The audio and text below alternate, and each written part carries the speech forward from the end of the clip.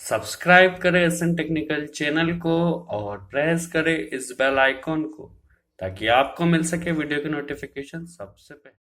Hello friends आज के हमारे वीडियो का टॉपिक है किसी भी कैपेसिटर को मल्टीमीटर से किस तरह चेक किया जाता है एवं पता किया जाता है हमारा जो कैपेसिटर है वह सही है ये डिफॉल्टी है। तो इसकी टेस्टिंग किस तरह की जाती है आज के इस वीडियो में हम समझने वाले हैं। यहाँ पर हमारे पास बेसिकली तीन टाइप के कैपेसिटर अवेलेबल है, जो कि है पहला वाला कैपेसिटर पॉलीप्रोपिलीन टाइप का, या जिसे हम नॉन पोलर कैपेसिटर भी कहते हैं, और इसका यूज हम एसी सप्लाई के लिए करते हैं। तो इसकी टेस्टिंग किस तरह की जाएगी वह भी हम समझेंगे। ये वाला जो कैपेसिटर है हमारे पास, ये हमारे पास इलेक्ट्रोलिटिक टाइप का कैपेसिटर है। तो यह जो कैपेसिटर होता है इसे हम यूजुअली डीसी सप्लाई के लिए यूज करते हैं, और इसमें कनेक्शन के लिए हमें पॉजिटिव और नेगेटिव दिया गया होता है। तो ये हमारा नेगेटिव पॉइंट। इसकी टेस्टिंग किस तरह की जाएगी वह भी हम समझेंगे। यदि हमारे पास न्यू कैपेसिटर है तो कैपेसिटर में एक डंडी इसकी छोटी होगी, एक प्रोब, और एक प्रोब बड़ी होगी। तो जो छोटी वाली प्रोब होगी वो हमेशा नेगेटिव होती है। तो आप इस तरह से पहचान सकते हैं। ये हमारे पास पोलर कैपेसिटर या इलेक्ट्रोलिटिक कैपेसिटर है। ये हमारे पास तीसरा टाइप का जो कैपेसिटर है ये हमारे पास सेरेमिक कैपेसिटर है। तो ये जो सेरेमिक कैपेसिटर होता है इसकी एप्लीकेशन भी यूजुअली हम एसी में ही करते हैं। इसका कनेक्शन हम कैसा भी कर सकते हैं, इसकी कोई भी प्रोब को हम किधर भी कनेक्ट कर सकते हैं, ऐसा कुछ नहीं है। तो आज तो हम बेसिकली कैपेसिटर टेस्टिंग के बारे में बता रहे, आगे चल के हम इलेक्ट्रॉनिक्स के ऊपर और भी अच्छे वीडियो बनाएंगे, जैसे कि ट्रायफ हो गया, वोल्टेज रेगुलेटर हो गया, कैपेसिटर्स हो गए, इनका कनेक्शन किस तरह किया जाता है, जीनर डायोड डायोड, सभी के ऊपर आगे चल के हम अच्छे अच्छे वीडियो बनाने वाले हैं। चलिए सबसे पहले हम इसकी टेस्टिंग को समझ लेते हैं। तो किसी भी टेस्ट कैपेसिटर को टेस्ट करने के लिए हमें सबसे पहले जो मल्टीमीटर होता है उसे कंटिन्यूटी पॉइंट पे सेट करना होता है। तो हमने यहाँ पे अभी जो मल्टीमीटर है हमारा उसे कंटिन्यूटी पॉइंट पे सेट कर लिया है। सबसे पहले हम इस जो हमारे पास इलेक्ट्रोलिटिक कैपेसिटर है इसकी टेस्टिंग हम पहले समझ लेते हैं।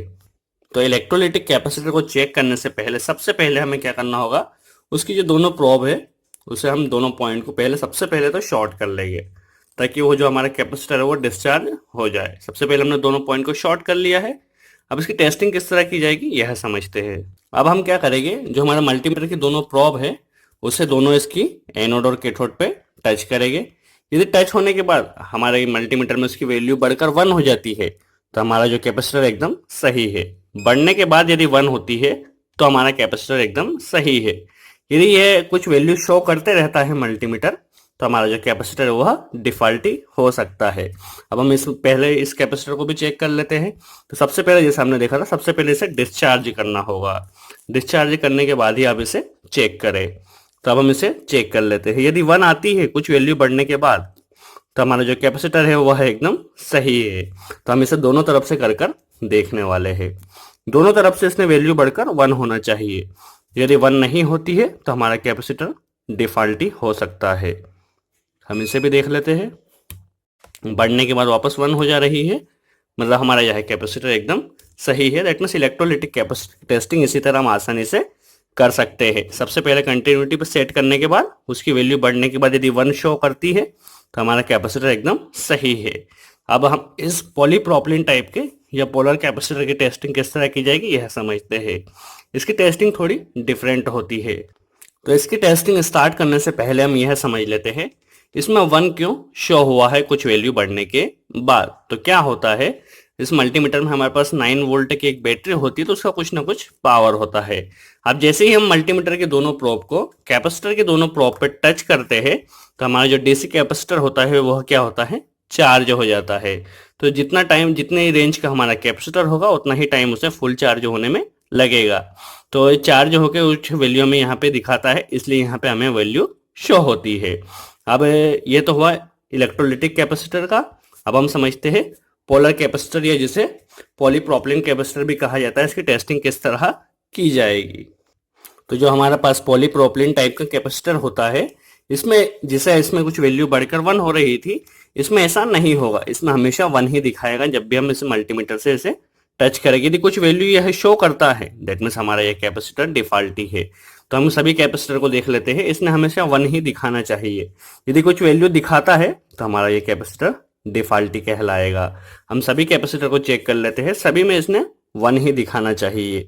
1 दिखाता है तो हमारा कैपेसिटर सही है। हम सभी कैपेसिटर्स को देख लेते हैं। सभी में यह 1 दिखा रहा है। 1 दिखा रहा है मतलब यह सही है।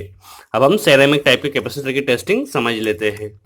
तो जो सेरेमिक टाइप का कैपेसिटर होता है उसकी टेस्टिंग भी बिल्कुल इस पॉलीप्रोपिलीन कैपेसिटर की तरह ही की जाती है। दैट मीन्स इसमें भी हम जब भी इसे टच करेंगे तो हमेशा 1 वैल्यू ही दिखाना चाहिए। यदि 1 वैल्यू के अलावा कुछ दिखाता है तो हमारा कैपेसिटर डिफॉल्टी हो सकता है।